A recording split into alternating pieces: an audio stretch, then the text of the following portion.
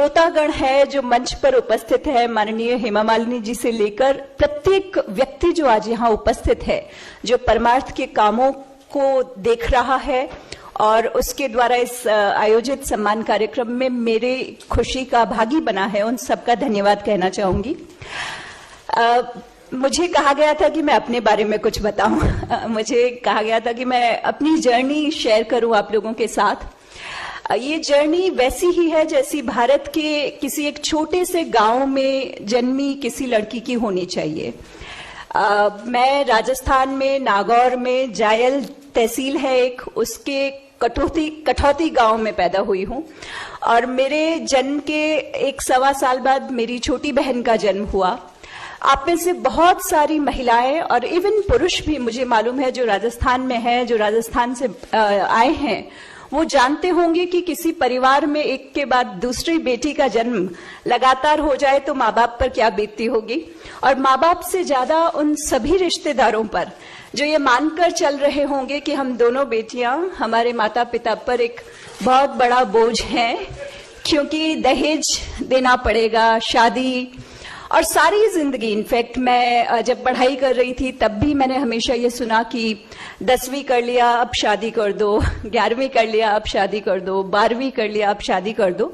आप में से जो भी नागौर को जानते हैं, बालिका वधू की कहानी इनफैक्ट जैतसर गांव पे है जो नागौर और जोधपुर के बॉर्डर पे है। और राजस्थान में सबसे ज्यादा आखा तीज पे जो शादियां की जाती है वो नागौर में की जाती है, और जिस कम्युनिटी में की जाती है मैं उस कम्युनिटी से हूँ। और मेरे सभी कजिन्स, मेरे सभी मामा जी के बच्चे, चाचा जी के बच्चे, ताऊ जी के बच्चे, सबकी शादियां 18 से पहले हुई थी। ऐसी परिस्थिति में मेरे माता पिता ने जब यह निर्णय लिया कि 10वीं कर लिया फिर भी पढ़ती रहेगी, 12वीं कर लिया फिर भी पढ़ती रहेगी, ये आसान नहीं था, बिल्कुल भी आसान नहीं था। इनफैक्ट अक्सर सुनने में आता था, रिश्ते नातेदार कहते थे शादी नहीं कर रहे हो, पढ़ा रहे हो, कलेक्टर एसपी बनाओगे क्या। और मुझे कहते हुए सच में खुशी होती है कि मेरी बहन, छोटी बहन जो कि कच्छ में एसपी बनी, कच्छ भारत का सबसे बड़ा, ज्योग्राफिकली भारत का सबसे बड़ा जिला था, जिसकी वो पहली महिला एसपी बनी। और मैं अभी जिस जिले में कलेक्टर हूं वो लोक संख्या की दृष्टि से भारत का सबसे बड़ा जिला है। ये बात कहने के पीछे एक्चुअली कोई ऐसा कुछ इंटेंशन नहीं है कि मैं कुछ मोटिवेट करना चाहती हूँ वगैरह वगैरह, बट मुझे कहा गया था कि मैं बताऊं, क्योंकि कई बार ऐसा होता है कि हम में से बहुत सारी महिलाओं को लगता है कि अगर हमने ग्रेजुएशन कर लिया तो काफी है, हमारी शादी हो गई अच्छे परिवार में तो काफी है, नौकरी लग गई अच्छी तो काफी है, बच्चे हो गए तो काफी है। मैंने रिजर्व बैंक ऑफ इंडिया में 5 साल नौकरी की, मेरी शादी हुई, रिजर्व बैंक ऑफ इंडिया में ही मेरे हस्बैंड काम करते हैं, बेटा हुआ, उसके बाद मैंने यूपीएससी की तैयारी की और उसके बाद मैं यहाँ आप सबके सामने खड़ी हूँ। ये इसलिए है क्योंकि हम में से बहुत सारी महिलाएं हमारे पूरे समाज में, हमारे देश में, ये जो हमारे कल्चरली कुछ रूट्स हैं जो हमारे मन में कहीं धंसी हुई है कि स्त्री जो है वो उम्र के हर पड़ाव में किसी न किसी पुरुष के साथ ही चल सकती है। हमने सुना है बहुत बार कि पिता रक्षति कौमारे, भर्ता रक्षति यौवने, रक्षन्ति स्थविरे पुत्रा, ना स्त्री स्वातंत्र महति। स्त्री कभी भी स्वतंत्र नहीं हो सकती है, उसको उम्र के हर पड़ाव में किसी न किसी पुरुष की आवश्यकता होती है। और मुझे लगता है कि जब यहाँ इस मंच से बोल रही हूं तो उन सभी महिलाओं को जिनके मन में यह विचार जड़ें ले चुका है, उन सभी पुरुषों को जिनके मन में भी ये विचार जड़ें गहरी कर चुका है, उनके विचार को थोड़ा सा बदलने के लिए यहाँ खड़ी हूं, इस उम्मीद के साथ कि आप में से बहुत सारे लोग अपनी अपनी बेटियों को, अपनी अपनी बहुओं को, अपनी अपनी पत्नियों को वो अवसर जो अब तक उनको नहीं मिला है उसके लिए निश्चित तौर पर उनका साथ देंगे। क्योंकि जब कभी एक महिला अपने लिए खड़ी होती है तो वो महिला अपने लिए खड़ी नहीं होती है, वो उन सभी महिलाओं के लिए खड़ी होती है जो इस देश में है। तो जब मैं अपने लिए स्टैंड लेती हूं तो मैं अपने लिए स्टैंड नहीं लेती हूं, इस देश भर की उन सभी बेटियों के लिए स्टैंड लेती हूं जो कहीं ना कहीं किसी चाइल्ड मैरिज के शिकंजे में फंसती जा रही है, जिन्होंने बचपन से ताना सुना है कि पढ़ाई करवा के क्या कर लोगे, दहेज का बोझ समझा जाता है जब 2 बेटियां पैदा हो जाती है। और इन सारी समस्याओं को पार करने के लिए इस साल में जब हम आजादी का अमृत महोत्सव मना रहे हैं, हम हमारे देश का 75वां आजादी का अमृत महोत्सव मना रहे हैं, उस साल में निश्चित तौर पर मुझे लगता है कि मुझे का हक है कि इस देश की महिलाओं की आजादी अभी अधूरी है और उसी आजादी की लड़ाई के लिए, उसी आजादी के हक को और बुलंद आवाज में उठाने के लिए इस अमृत महोत्सव में आवाज उठेगी। और हमारे बीच में सांसद हेमा जी हैं, निश्चित तौर पर वो संसद में भी अनेक बार महिलाओं के हक पर आवाज उठाती रही हैं।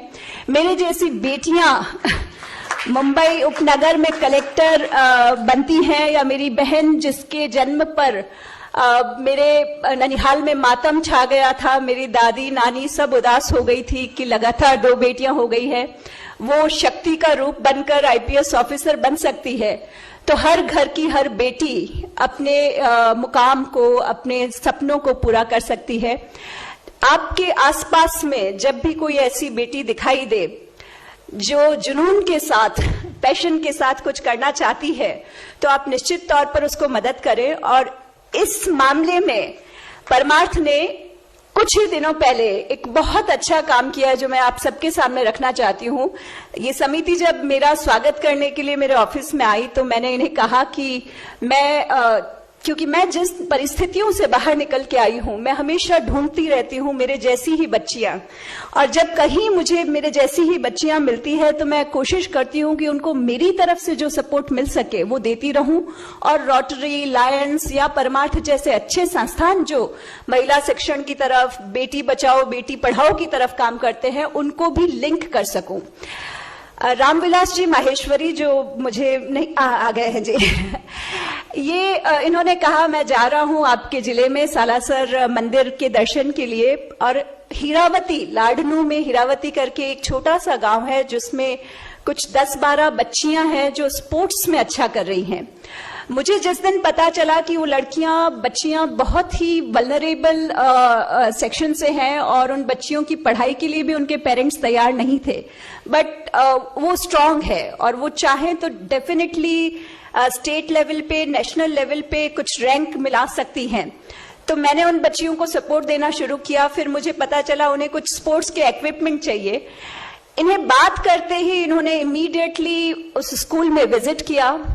स्कूल में विजिट करने के बाद स्कूल से लिस्ट बनवा के ली और तुरंत 10 लाख रुपए का डोनेशन उस स्कूल को दे दिया। और वो सारे इक्विपमेंट जो रामविलास जी ने दिलवाए, उनका आज वहां के लोकल एमएलए ने उद्घाटन किया है। मैं निश्चित तौर पर चाहूंगी कि आप में से सब, क्योंकि हम सब इस जिंदगी में, कोरोना ने हमें एक चीज तो सिखाई है कि कुछ भी अगर निश्चित है तो वो है मृत्यु। कभी भी किसी भी क्षण हमारी आ सकती है और सब कुछ जो हमारे बिलोंगिंग्स है वो यहीं रह जाने हैं। अपने अपने जीवन में हम वो छोटा मोटा थोड़ा बहुत जो परमार्थ कर सकते हैं वो करते रहें। जैसे रामविलास जी ने अभी उन 10-12 बच्चियों के सपोर्ट के लिए जो काम किया है, आई एम श्योर वो बच्चियां राजस्थान से, लाडनू के हीरावती गांव की वो बच्चियां किसी दिन नेशनल स्पोर्ट्स टूर्नामेंट में हमारा राजस्थान का नाम ऊंचा करेगी, भारत का नाम ऊंचा करेगी। और उस दिन उस परमार्थ का सही पुण्य हम सबको, जो हम यहाँ पर हैं, उनको निश्चित तौर पे मिलेगा। महिलाएं जो कई बार कंफर्टेबल सिचुएशन मिलते ही आराम होता ही है। मैं रिजर्व बैंक में काम करती थी, कभी कोई नेता नहीं देखा, कभी कोई जनता नहीं देखी, कंफर्टेबल सैलरीज, अच्छे ऑफिसेस, अच्छे एरियाज में रहती थी। फिर भी मैंने आईएएस का चुनौतीपूर्ण करियर क्यों चुना? चुनौतीपूर्ण करियर चुनना या जिंदगी में चुनौतियां चुनना अपने आप में बहुत आनंददायी है, इसलिए चुना।